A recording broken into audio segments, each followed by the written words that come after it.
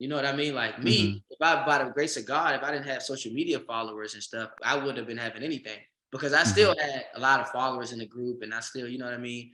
Instagram and I was making stuff from promotional stuff. So Yeah. that's where I was kind of getting paid from. But the music in the group, we didn't get a dime. Well, thank you again, Michi, so much for doing this. I appreciate you. Nah, man, likewise. Thanks for having me, bro. Of course. I'm Adam, and this podcast is about you. And I want to talk about your journey in music and how you got to where you are now. Yeah, yeah, let's do it. Let's do it, man. Killer, man. Well, I watched this rad video of you, actually. It's kind of like a little biography thing that you did. You're in front of like this gray, like green screen type thing, and you had pictures of your family, and you're dunking over somebody's head. Like, I don't know. I found on YouTube. Oh, and I had the braid, I had on the black. I was sitting down in the chair. Yeah. Yeah, yeah, yeah, yeah. I was kind of getting into my past. Yeah. No, and I would love to kind of dive into that a little bit before we and also into Yeah, your music as well and how that all kind of ties together. yeah, yeah. Nah, for sure. Let's do it, man. Cool. I did. So from there, I saw that you're from DC area. Yep. Tell Washington D.C. Talk to me Northeast. about that a little bit. Yeah, I mean, growing up in DC was, was as hectic as it can get. I feel, you know what I mean. Raised by just my mom. My Mhm. dad wasn't in none of our lives growing up, so we had to pretty much get it how we get it how we get it. You come from a pretty big family, right? You got 4 or Yeah, 5 yeah. I siblings. got three brothers and three sisters. Yeah, Wow, wow. it's crazy because I don't have a big family like outside of like my immediate like brothers and sisters. Like I don't have a bunch of cousins and stuff like that. If I have our family, if we had a family reunion tomorrow, it would have to be at the house. Oh, it's just because your family's big, right? You have brothers and sisters, but Yeah, outside of yeah. that, you don't have a Outside of that, whole lot of it's aunts and small. uncles and cousins and all that. Yeah, yeah, yeah. Don't have Interesting. any of those. Yeah. Okay. And where do you land in the lineup of 6 I'm the or youngest 7? boy. I'm the youngest boy. Youngest boy. Okay. Yeah, yeah, yep. The youngest boy. It's only Well, one younger than me, and that's my little sister. okay. And were you like looking up to your older siblings growing up? As much as I could, but really, it's not really the oldest brother. It's the second to the oldest brother, who was pretty much like a father figure and man of the house per se. My Okay. oldest brother, he been in and out of prison, so uh, not really that much I can look up to when it comes to that. Yeah, for sure. I feel you for that. Okay. So you're one older brother, Yeah, yeah, middle son sibling. we kind of actually look exactly alike. It's kind of weird because sometimes he go out and he go out as me. That's awesome. Yeah, like real. Like he really done that before. My friends had called like, man, Will doing it again. He doing it again, bro. We out at the bar and he acting like you. Teachers took 2 pictures. I said, oh my God. That's pretty funny. That's actually Yeah. really funny. What about music? Was music a big thing in your household? Not really, not really. My grandma, she sung. That was pretty much it. That's as musical as it's gonna get inside of the household. It was pretty much it's pretty much just me. I always was the guy who just I never played video games and stuff like that. I was always outside. I was either playing sports or I was just playing sports, messing with girls, or I was singing and dancing. That was it. Okay. I never really got into like the video games and stuff like that. Like to this day, I don't own a system or nothing like that. Like I never got into it. I was always active. I'm just a active guy. I always loved to entertain, no matter what it was. If it was in sports, if it was in if it was in like drawing or whatever the case may be. I'm just like an all around artist, and I've been that since a kid. Hmm. And because I did see a video of you, you were singing pretty young, right? Yeah, yeah, yeah. When did you start doing that? And when did you realize that you could actually, you have a real talent for it? I mean, to be honest, I never knew the proper structure to singing until I Okay. got into a group, until I hit maybe like 18. Because growing up, okay, I didn't know too much about vocal lessons. I didn't know about harmony. I didn't know about a lot of things. I was in and out of the my church choir, but that was when I was younger. I was maybe Mhm. like 10, 11. You know what I mean? So when I got to the point where it's like, all right, it's time to actually like do this and I'm gonna go for it. I didn't know nothing about media training or Pretty much nothing when it came to the industry or when it came to just singing in general. I would like sing rap. That's why now to this day I still can do both. You know what I mean? Because I started that way. But so me, if you ask me how long I've been singing, I would say 18, because that's when I actually knew I actually started to learn how to work my voice. You know what I mean? Oh, okay. At Yeah. first, it's just like you just repeat what other people do, but you don't know how far you can go. I didn't know what harmony was. You know what I mean? I didn't know a lot of things about music. I didn't learn music. So when I got 18, that's when I got into a group. When I got into a group, we had media training, we had vocal lessons, we had pretty much everything, dance choreography. That's where I kind of like shaped everything that kind of like make Mechie so crazy. Okay. Okay. So you said like 10, 11, you were in just church choir and Yeah. singing there. And then when you get into, I mean, I'm just trying to think like timeline wise here, you're probably like going into middle school or something. Is that when you kind of stopped, or did sports or something else kind of take over at that point? I played sports my whole life. So sports was the way that I was going to get a free education. My mom got 5 kids, you know what I mean? She didn't she didn't go to college, so she wanted us all to go. So that was pretty much all of our goals. It really wasn't even though I wanted to sing, my mindset was make my mom proud at this moment. You know what I mean? So it was I gotta play sports because this is gonna be my free education. This is the way I'm gonna get in for free. You know what I mean? So we all played sports, even to my little sister, like all the way up the line. Like everybody played basketball. That was what everybody did. And literally everybody except my oldest brother, we all went to college for basketball on scholarship. Really? Wow. Yeah. I was gonna say that from that video, it had to be you. You jumped over somebody's head and Rick dunked Ross. it. I think I jumped over Rick Ross. That was one of them. Yeah, he's standing up under the hoop and you're like jump over him and dunk it. Damn. Yeah, I know. And I'm only like 5'10". I'm only like wow. I can't even touch a net. Yeah. And I'm 5'10". That was our way of college, right? That was our way of getting into school. So when I did that, I went to it's a community college in Baltimore. I went there to get my associate's degree. I went to I got my associate's in sports management. So that's after I did that, I told my mom, like, listen, man, I don't want to do this, you know. Sports is like it's a love, you know what I mean? But it's not my gift. It's not a passion of mine, you know what I mean? So I told her, like, I want to sing, you know, and she was like, do what you want to do. I'm for it. You know what I mean? And I was like, for real? I didn't know how she was gonna react. I thought she all wanted everybody to go to school and be, you know.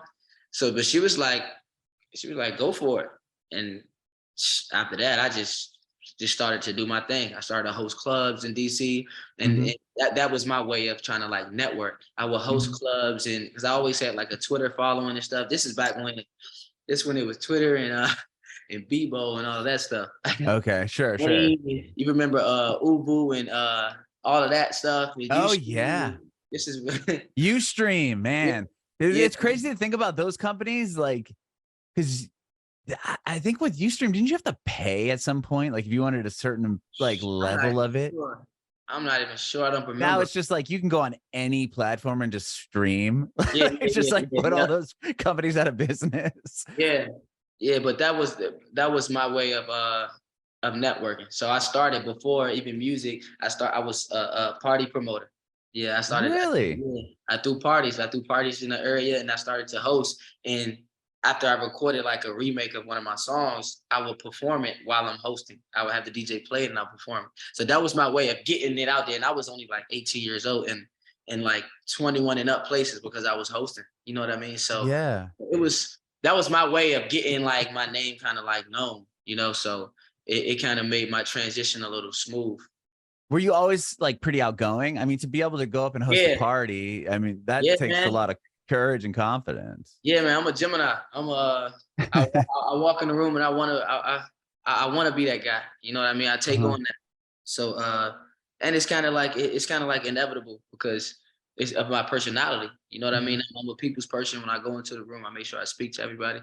You know what I mean? So that I can make sure my presence is felt. But being in basketball, especially at the college level, I mean, that's got to be very Yeah, I won a championship intense. my first year. Oh my gosh. But like, Yeah, I mean, to I'm sure you got to practice all the time with the yeah. team and do, Yup. a lot of, I had this laptop right here, and I downloaded this app to where it's like you can record yourself and stuff. I had my own little mic. Like my college teammates always said, Mechie, you not about to be playing basketball. Like I know you're not, because when you come home, this is what you really love to do. You know what I mean? I would be recording myself doing remakes to Chris Brown and all that type of stuff on my laptop, like in my room. Before I ever hit a studio, I never even knew about oh a studio. wow. Yeah, before I did anything, but I was because I just wanted to see how it sound. But after I won a championship in basketball, I stopped it because I Mhm. said, all right, cool, this feels great, but I wanna perform. You know what I mean? Mhm. I performed for the first time, and that felt better than winning the championship. So it's like Wow. every time That's I get on stage, it feels like that moment. It feels like a championship. I don't care how many people is in the audience. It's just the fact that when you see that you're touching somebody, it's like a different feeling. You know what I mean? mhm. That's like helping somebody. You know what I mean? Like when you help somebody, you just it's a warm feeling in your body, like you knowing that you just made somebody day, or you just helped them get through something, or you know what I mean, you was that shoulder. It's a different level, it's a different happiness inside of you. You know what I mean? Mhm. Especially if Mhm. you're a genuine person. So that's how I feel when I'm like on stage and I see people reaction, and I see the the love that's being felt through what I'm doing. So I'm like, yeah, this feel amazing. You know what I mean? That's how I knew, like, yeah, basketball ain't it. I don't like Sure. I don't like nobody telling me when to shoot anyway. So Well, you said you were always, I mean, between basketball, you were working on a computer doing different uh-huh. songs and stuff. Were you writing your own music at that Writing. point? Like, when did that kind of start? Yep, Were that's when you it still in started. high school and everything? Oh, it started then. Yeah, that's when it started. That's when I started to take it serious. In high school, I always was just like singing. You know what I mean? Like walking around the school, beating my teammates, beating on the lockers and stuff, and I'm singing. You know what I mean? Singing to the girls. Well, before the games and stuff, we singing and stuff. Like I will always do that. But Mhm. when I got into college, I'm like, man, I need to figure this out. Like, because I don't think I want to be here. You know what I mean? So I need to let me see how, and so that's really when I started to write and stuff like that. So Okay. You I said got at 18 you were part of a group, and that's when it kind of like started really going. So tell me about that. Like, what kind of group was it? How did yeah. that all begin? It was an R&B group. It was an R&B group. One of the guys rapped, so it was three of us. And Mhm. I actually, when I was 18, is when I was doing the clubs and doing all the stuff, trying to do my solo thing. I met a guy who had his own studio, who pretty much had everything like in the DMV area that I pretty much needed. So Mhm. I had signed to the guy for as an artist, just solo though. Once I did that, he was like, I got another guy that's here. I feel like, you guys can definitely do like a group thing. Like, y'all got a different look, and it ain't no groups in the city. So I mean, you guys can try it. And Mhm. we were like, you know what? It's 100 artists, 100 solo artists out right now, but there ain't no groups in DC right now. You know what I mean? Let's see where this go. You know what I mean? So the group wasn't something that like I knew the guys for a long time. It was actually like we were kind of like placed together. Right. We were kind of placed together, and we did artist development for about a year and a half before we did anything, before we performed, before we went anywhere. We were literally, I mean, full artist development, like media, like waking up, working out, dance choreography. Then we get media training. Then we have vocal lessons. We had a life coach. Like, Damn. I mean, yeah, like They went all in. yeah, it was the whole 9 yards, and we did that for almost like a year and a half. And we finally, at the same time, we were recording too. Though we started to record maybe like 6, 7 months in the process, so that we could just get the feel. And but like I said, we had to learn harmony. We had to learn, like, it was a new group, so we had to like start from scratch. And Mhm. um, once we put our first song out, we had did a we did a high school show.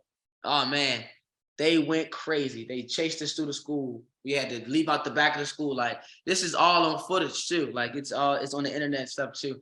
Um, Yeah, banging on the cars, like it went crazy. And we like, man, we feel like the Beatles. Right? Yeah, dude. Like Sounds like at that moment, we like, yo, this is our dream right here. Like, you know what I mean? They don't know our words, they don't know nothing. They just like the way we look, really. You know what I mean? Yeah, so ever since that day, schools started calling. Oh, we want you. We seen the video. We heard about this. We want to come. Can you come do our homecoming? So we started doing everybody's homecoming in the city. We ended up doing then once we did that, that's when the juice started to flow. That's when the juice started to flow. We flew out to Atlanta and met with Zaytoven, super dope producer. He did a record for us. We put that out. And man, it went crazy. It went crazy. That record we had, it was called Scoot Over. And this whole city went bananas when we dropped that. That's when we started to tour. We got on a tour called like the Juice Tour with like Jacob Lattimore, Diggy Simmons, Miles Behavior, Trevor Jackson, OMG Girls. Like we did all of that stuff. We started touring with them. Everything was going great for about 2 years, 2 or 3 years. Everything was going kind of great. But it was only going great because we didn't know the business. We didn't know the business. We didn't know that, okay, you're supposed to get paid for the show. You're supposed to, you know what I mean? The money's supposed to go into this pot, and then whatever you owe is supposed to get taken out first, and then you guys split the rest, you know what I mean? The profit, whatever the case may be. We wasn't really thinking about the money because we were young. We didn't have any bills. Sure. We were touring and just living, and the meals. And you got to see it. You're kind of like blinded by all the. Yeah, the meals we getting paid for. We're just living our dream. It wasn't really about money at that moment. You know what I mean? Until time go by, and we're like, all right, man, I know we getting paid for this. Like, I know we getting paid for this. You know what I mean? But the guy we were signed to, he wouldn't really let us be in meetings. He wouldn't really let us talk to people. He wouldn't really let us like have our own relationship with the people that we're doing business with. You know what I mean? So we really was kind of like shut out. It got to the point where we finally got a deal, and we got Young Berg to produce our whole Hitmaker. We got him to produce our whole EP, our whole project that we did. We gave him about $50,000 to do that.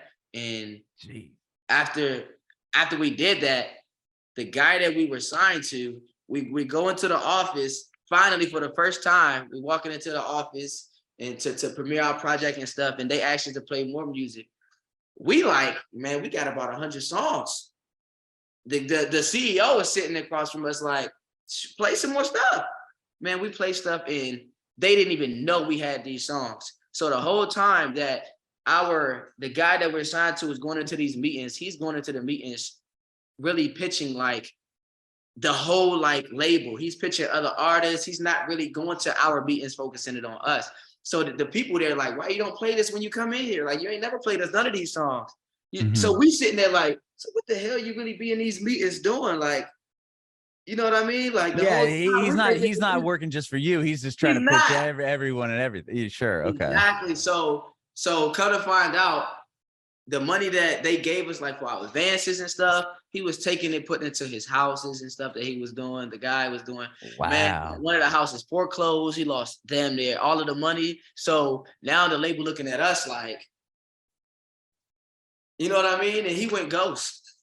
He ditched. Wow. He left us. Yeah, he left us high and dry. So we pretty much got screwed over in the whole situation. So now we all sitting there like, okay, do we continue to be in a group, or do we restart a name? How do we get out of the contracts? You know what I mean? Like all these things. You're probably in contracts with not just this dude, but with this label. But with the label as well. Yeah. And because they're the ones throwing the money up, and he's just supposed to be managing you, but he's just taking it took over a year to get out of them contracts. Oh, wow.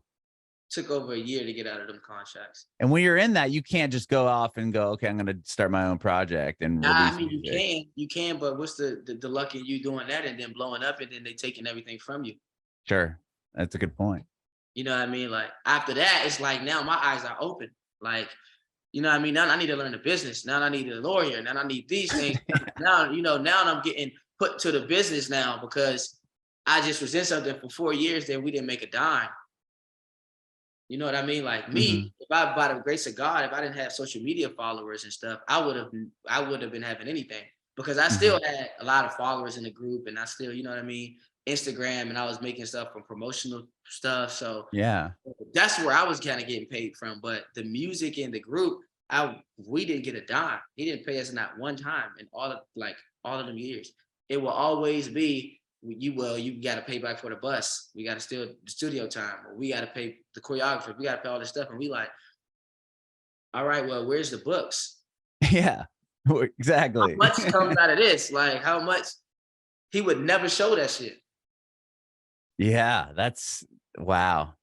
And you hear about that a little bit. I mean, not all the time, but like people just not knowing what they're signing. It's just like the glitz and the glamour of like, okay, I'm going to put you on this tour and you're going to get this. And like you said, you know, these high school kids are chasing down the car and you're just like, whoa, like this is crazy. This is really happening. This is my dream.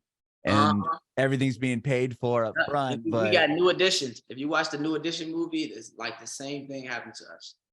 damn. Yeah, so it was a big learning experience. I mean, at that moment when it happened, I felt like I wasted a lot of time. I felt like I was, you know, I got set back, and you know, but as I got like older and got more spiritual, I kind of like just flipped it. You know what I mean? Because when I got into that group, I didn't really know how to dance. I didn't really know how to sing, really. You know what I mean? So I take away, you know, God put me through that for my trying time and to get me better as an artist. You know what I mean? It wasn't about the money. I wasn't in it to get rich. I wasn't in it for none of that. That was the time he needed for me to actually like better my craft. So Right. so it's just always a positive in everything. If you know, when you step back and get out of your head, you know, get out of your emotions a little bit and actually think like, you know what, I progressed. You know what I mean? So For sure. I'm super grateful for the experience. It was the dope experience. Probably one of the dopest experiences of my life, actually, because it gave me so many different feelings, and it gave me clarity on why I really do it. Like, you know what I mean? Like it made me see like, you know, this is really what I'm supposed to do. So With that though, was it kind of hard to want to continue for? I mean, in the sense that yeah, like you kind of probably felt a bit defeated, or you yeah, know, I did. you stabbed in the back from, you know, you get Yeah. into this industry and then, you The know, whole year this. I didn't make any music. I didn't make any music after that for about a year. I was, man, at that point, I'm like, man, now I feel like I'm solo again. I'm about to just like have fun. You know what I mean? Like just try to live a little bit. And then as soon as I got out of a group, I started to date Black China. I think I did see that on So, online or something. so I didn't really have a time to actually even like, I went from leaving a group, trying to get out of contracts, to getting with her, and then her actually, I'm talking to her lawyers and stuff too, like to help me get out of certain things. And in the midst of that, I'm just like, yo, it's been like a year. I didn't put out no music. I didn't put out no music in a year. Cause as soon as I got out of that situation, I got with her like 3 months later. And now I'm like, everything went from 0 to 1,000. Like everything. Like this is when she was going through stuff with Rob, you know what I mean? Like, so this was like at the time where she's all over everything at this moment. Right. So when that stuff went viral about us, it took over everything that I was even working on. Like now everywhere I'm going is the paparazzi everywhere we leaving out, airports. It was like to the point where it's like I really didn't have my own really identity again after that. You know what I mean? So I had Yeah, to because leave. they're just looking at you as, oh, this is Black China's the Not new even knowing, man. yeah, not Yeah. even knowing all my followers, So you are. all my 300,000 I think I had then. Uh, everybody in the city, like from me touring and stuff, everybody knows me already as an artist. You know what I mean? But it's billions of people in the world. You know what I mean? If 400,000 know you're an artist, that's cool, but it's millions of people. So now millions of people are seeing me in that light. So it's overshadowing everything. You know what I mean? So that right there too, I was still young in my head, living. I got this girl, so I wasn't even thinking about music at that time. I'm like, let's just keep making money. You know what I mean? Yeah. I wasn't even really thinking about it. I got sidetracked because the music was so stressful at that moment. But I bet that was stressful too, though. Now yeah, you go from a even more. situation where you It probably was, can't go out and do anything without people even more being like stressful. all Right. over you. Yeah, you're right. It was even more stressful. If it wasn't for my brother, uh, I don't know if I would even, I don't know what would have been going on at that moment because he had came to LA and he was like, man, you gotta leave, bro. Like you gotta come back. Like, bro, I've been because he's been somebody that my brother Will, Hmm. he was the guy where when I first started doing music, he was the guy pretty much putting money in my pockets. I didn't work a job. I never had a job before in my life. Never had a 9 to 5 ever. It was Wow. always, yeah. My brother would give me $60 a week. He would give me $60 a week. And to me, that was all I needed because I'm getting McDonald's. I'm Yeah, I getting was gonna say that's listen, I'm only spending $15 or $10 a day, like maybe on food. Like mhm. realistically, you know what I mean? I was making it work. And he did that for years. He did it for a minute. You know what I mean? Like before even Cash App came out. You know what I mean? So it's like when that happened, he like, man, I've been like helping you out. I've been trying to like see this through for you too. And this is like a slap in my face too, because you ain't even you not focused. So Mhm. I end up leaving there and getting back onto my music stuff. And then I put out my first song, which is called Like That. And that thing went through the roof. It went Yeah. through the roof. Oh man, 20, 30 million streams, 14 million views on YouTube. It just was going crazy. And I'm like, man, like what the hell? I'm like, is this really real? Like, I just put my first song out and this is going like that. Like, all right. Mhm. Yeah, so it showed that people were still interested, you know what I mean? And that my talent is going to prevail. You know what I mean? No matter what social media, no matter what happens, like no one can deny the real talent once it's seen. Once you actually see it, it's like, I get it. Like, okay. Right. Yeah, because I it doesn't get at that point, it doesn't matter if you know, if you have a celebrity, you know, girlfriend, whatever, none of that stuff matters if your product isn't good. Like, especially when it comes to yeah, music. I'll see a lot of artists that have the big TikTok followings or big social media followings. And then they're like, okay, well, I'm now a singer. And it's like, well, no, you were already an artist way before any of that even started. yeah. So when you put something out under your own name and under your own project, people are like, oh wow, like you know, you already had the talent. It wasn't like that wasn't that you didn't just decide one day, like right after that, be like, you know what, I'm gonna start putting out music. You know what I Yeah. mean? Since I'm with her, yeah, let me start doing music. Like, Yeah, no, I'm gonna start my now I'm all of a sudden a musician. You'll see that yeah, quite a bit though, and then those people don't stick around. yeah, yep. That's true. So yeah. But That's true. wow, to have that, I mean, to have a big song like that right away, like the first one, talk about validation, right? I'm sure you were like, okay, now I'm Yeah. back. I know this is it. Uh-huh. Yep. Yeah, it was mind blowing. It was actually mind blowing. And I actually went when I did that, I actually started to go around to labels and things like that. And a lot of labels were pretty much like, all right, man, this is one song. Like, do it again. Right. They're like, all right, this is one song, do it again. I'm like, but you see how that go? You sure you want to get behind this next one? You know what I mean? But Hmm. in today's time, you gotta it's the numbers, a numbers game.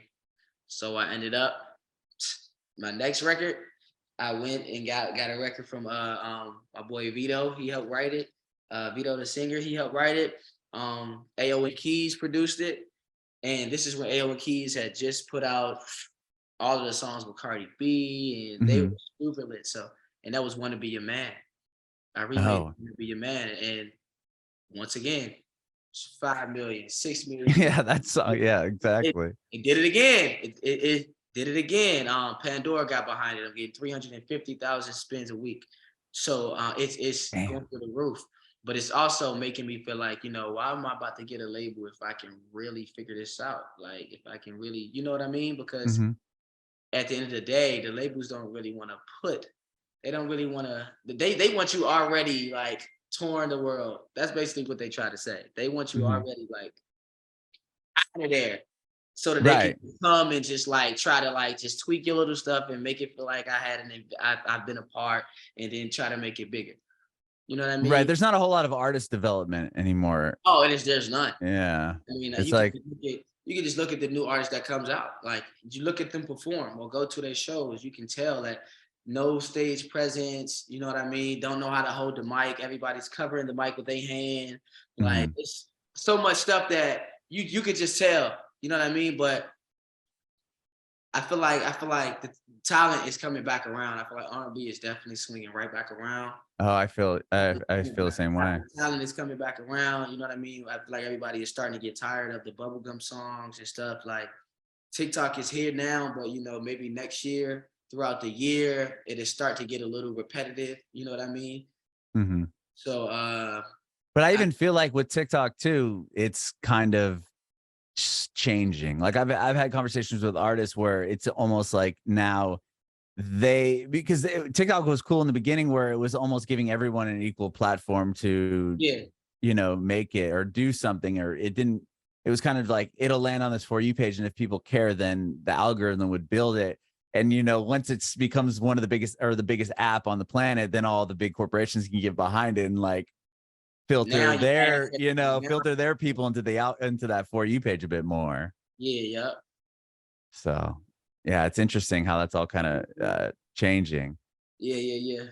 But Yep. like, so you released an EP, right, this year?